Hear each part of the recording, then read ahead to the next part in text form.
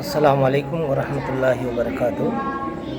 ఈరోజు ఈ యూడియా చేసే ముఖ్య కారణం ఏమిటంటే, బీజేపీ పరిపాలన చేసే రాష్ట్రాల్లో మరియు ఇండియాలో చాలామందికి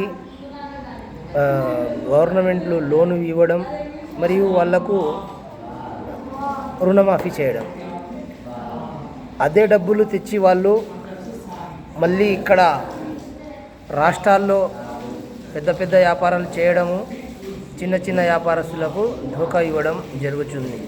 కాబట్టి దీనిపై అధికారులు స్పష్టంగా చర్యలు తీసుకోవాలి.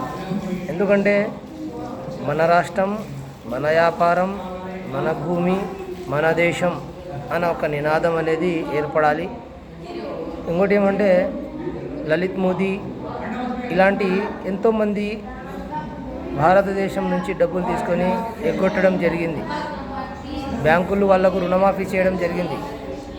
మన నరేంద్ర మోడీ గారు అలాంటి డబ్బులు వాపస్ తెస్తాను, 15 లక్షలు మీ అకౌంట్లో వేస్తాను అని చెప్పి అధికారంలో రావడం జరిగింది.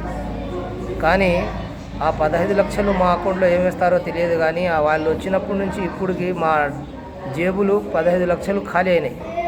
కాబట్టి దీనిపై అధికారులు స్పష్టంగా చర్యలు తీసుకోవాలి. ప్రతి ఒక్కరు కూడా దీనిపై గమనించాలా.